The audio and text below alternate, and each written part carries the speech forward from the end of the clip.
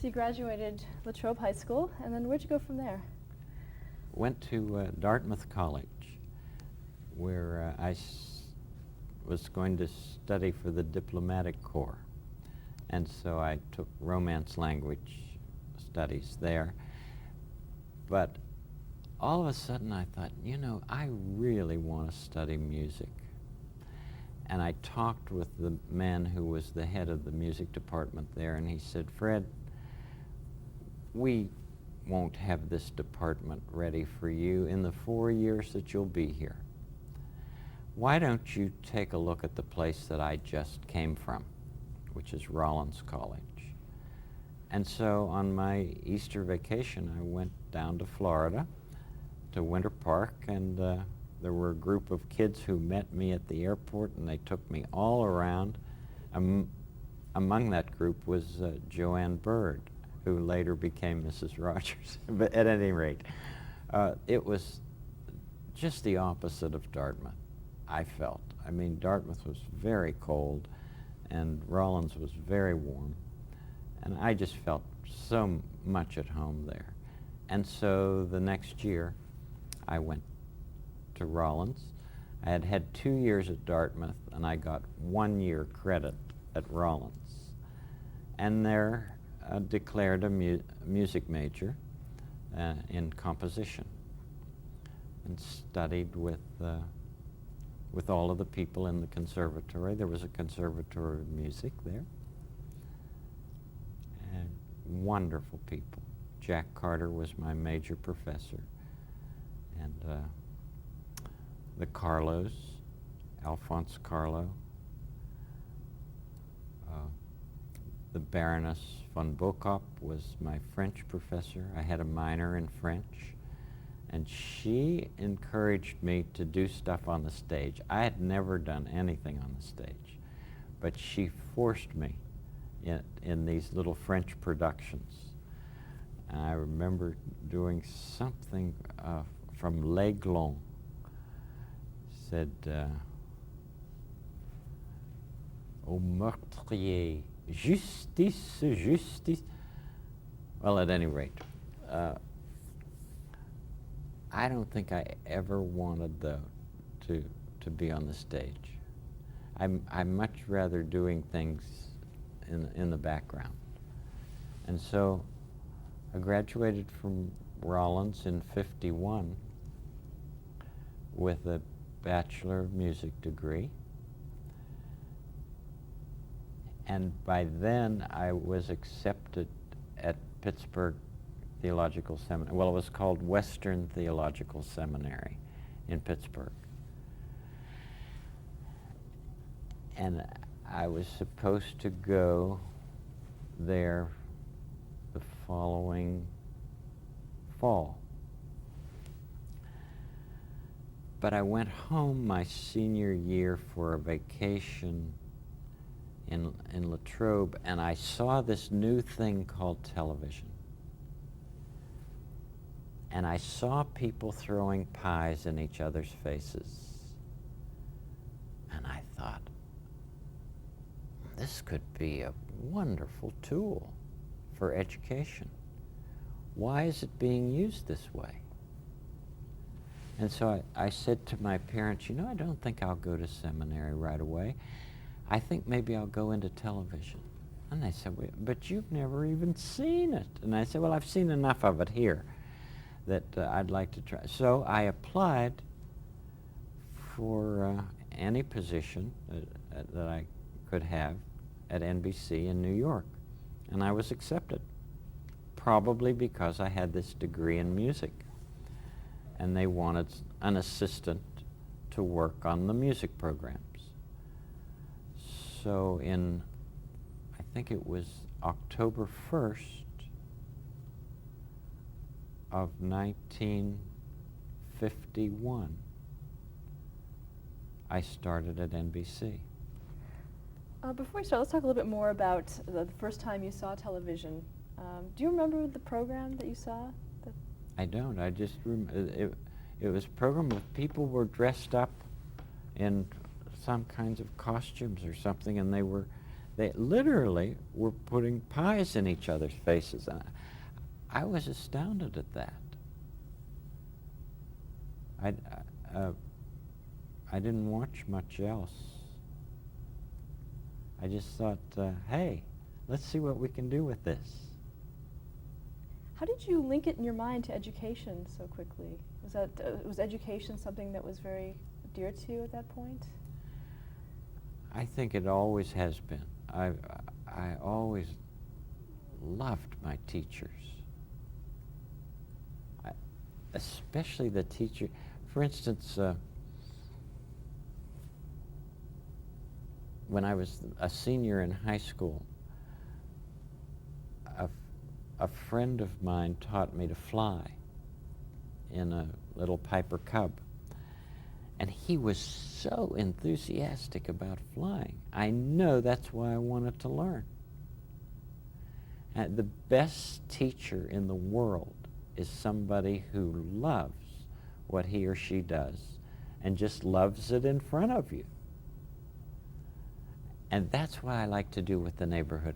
I love to have guests and present a whole smorgasbord of ways for the children to choose. I mean, some child might choose painting, some child might choose playing the cello, but there are so many ways of saying who we are and how we feel, ways that don't hurt anybody. And it seems to me that that's a great gift. Well, television can do that all the time.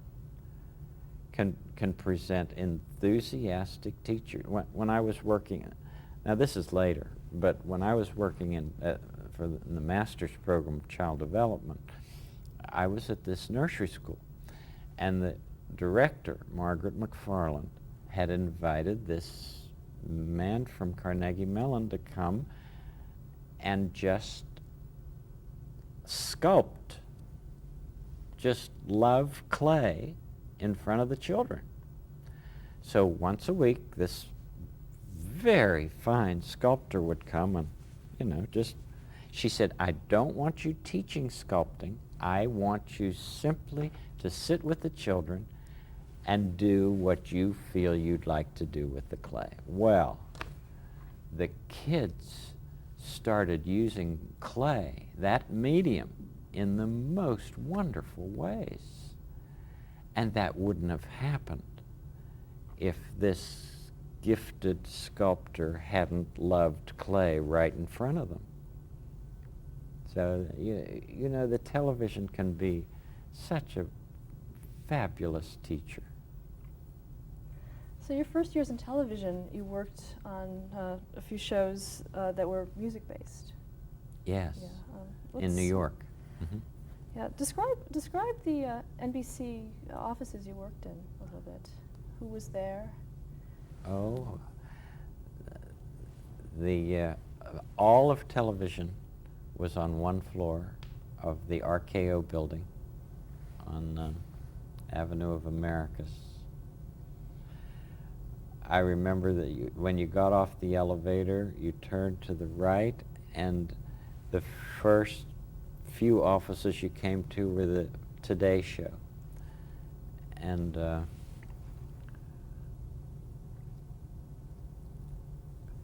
who was the host of the early Today Show? Was it Garraway? I'm trying to remember. No, Dave Garraway. Dave Garraway's office was there, and then turned to the right, and there was. Wish David were here; he could tell me. This was a woman who used to sit. She just sat. I don't know that she sang, but she was on one of the programs, and she just Dagmar. And her office was just down the way a bit, and then came our offices, which were the offices of the NBC Opera Theater, with Kirk Browning and Cookie Shatsonoff and Peter Herman Adler. And I was in the little office with Charlie Polachek. Charles Polachek was the producer of the NBC Opera Theater, and I was the assistant to the producer. Now that meant going and getting coffee and Cokes, and you know, that was a wonderful experience for me. That and something that happened one time in Switzerland, those two things, I think, helped me enormously. I mean, who would have ever thought that somebody would want my autograph, you know, or want to take my picture? That wasn't what I was in it for. This all evolved, you know. That's what's so interesting. Anyway, when you serve people Cokes and coffees and whatever they might want, you see what people are like. And I'll never forget the day, and I can't tell you who it was. Somebody said to me, "I wanted milk and not sugar."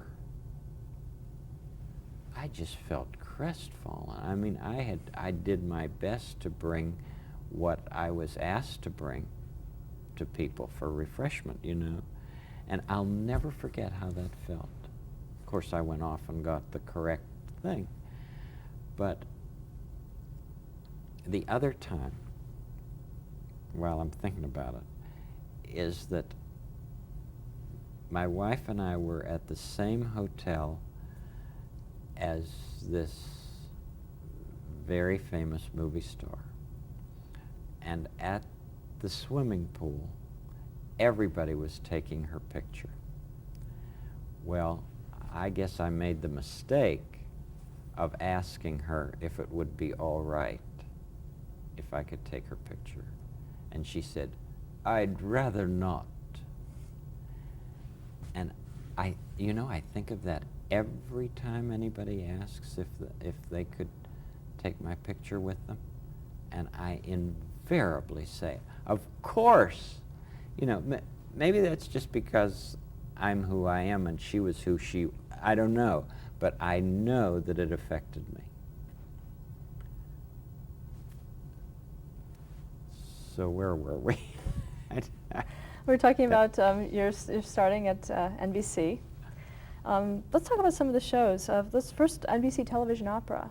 What exactly was it? Can you describe it for us? The NBC Opera Theater was, well, these were special programs in which operas were put onto television. I think one of the first ones we did was Pique Dame, the Queen of Spades by Tchaikovsky. And that was out at the old Brooklyn studio. I think that was at 106th Street in Brooklyn. And it literally operas that Kirk Browning would translate to television. Kirk was the director. And Charlie Polachek was the producer. And it was Samuel Shatsonoff who had talked with David Sarnoff. David Sarnoff was head of RCA, and Samuel Shatsonoff was head of all of music of NBC. He was a music critic for the New York Herald.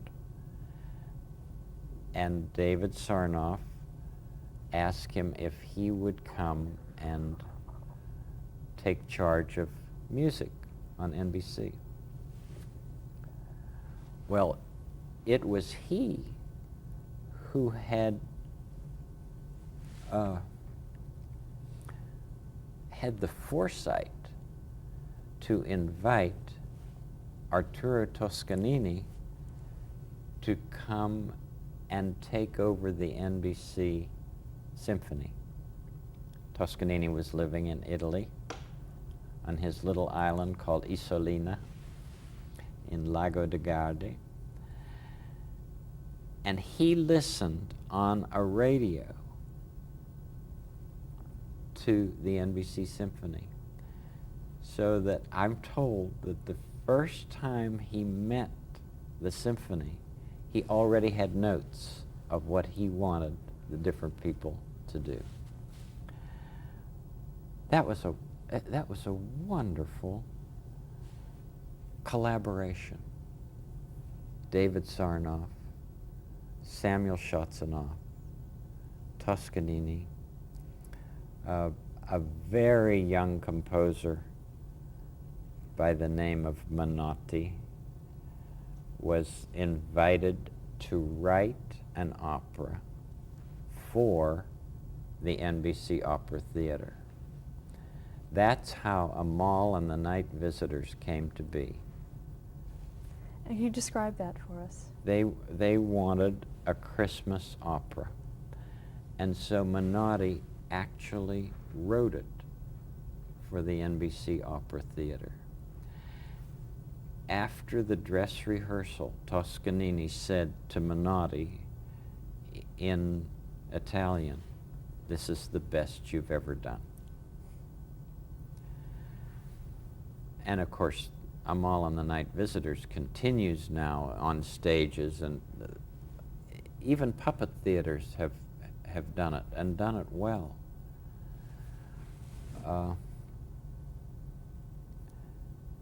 You know, radio began as a vehicle to broadcast classical music. Television in the early days was doing the same thing. Until television became such a tool for selling, it was a fabulous medium for education. That's what I had always hoped that it would be. And of course, that's why I moved from NBC to Pittsburgh. But that's a little later on in the story. But I finally got to be floor manager of the NBC Opera Theater. And that was a joyous time for me. Now that was all live, right? It was all live, yeah. And talk about the phenomenon of live television and what kinds of things happened on stage as the cameras were on. What were the most important things to remember about staging an opera on television? Well, that you're going to find out from Kirk Browning, because Kirk is one of the finest directors for music that there is. He's still directing live from Lincoln Center, and he directed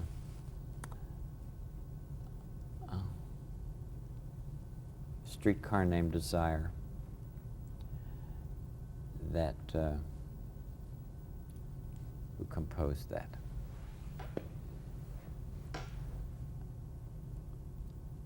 He was the conductor here in Pittsburgh.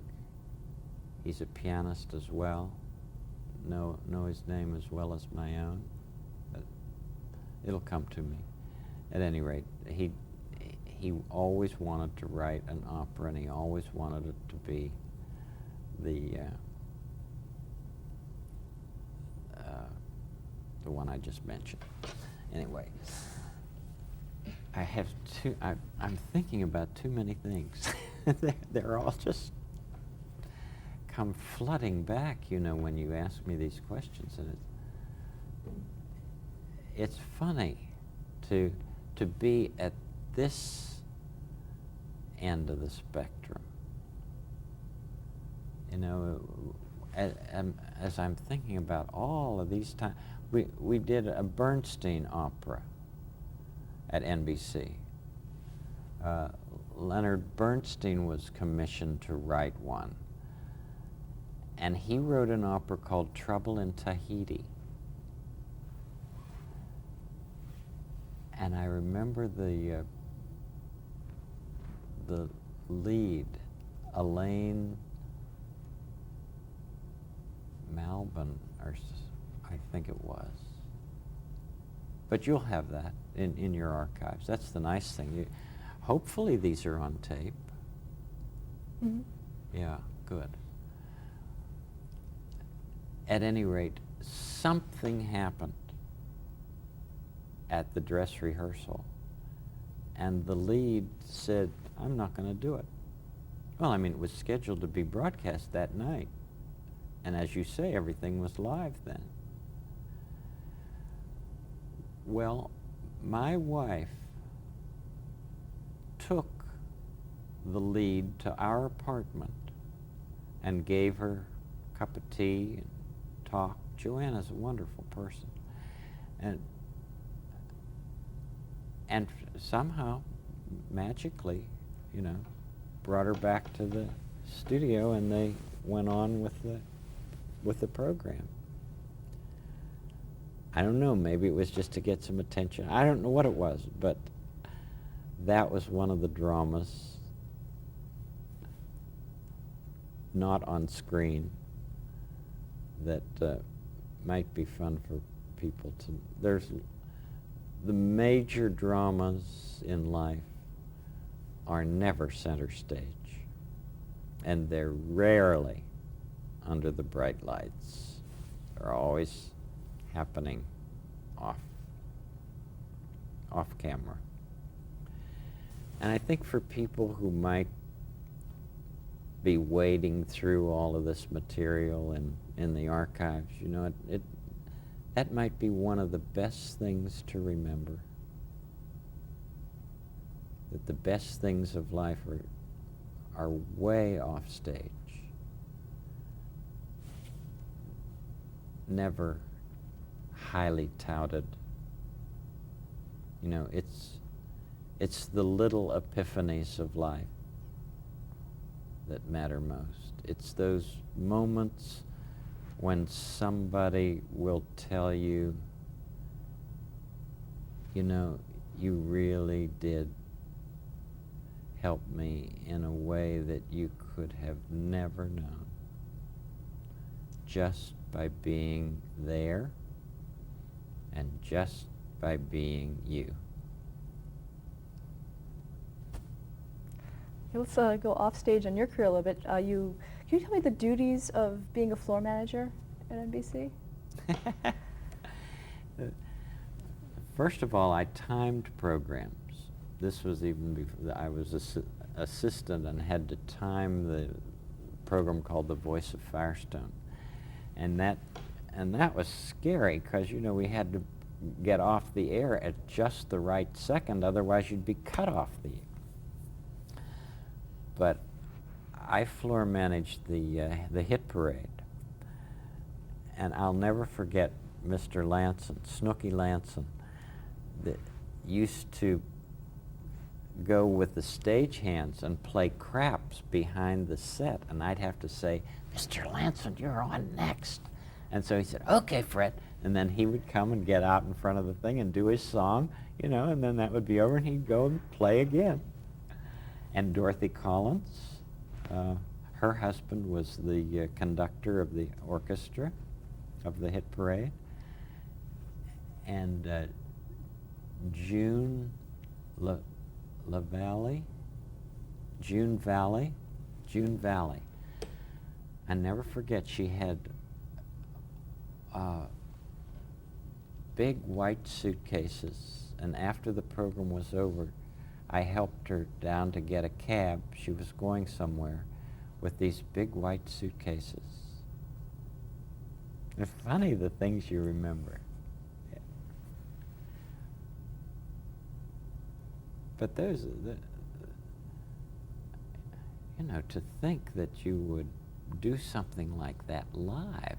I mean, we had 7 and 8 sets in one studio and 2 floor managers.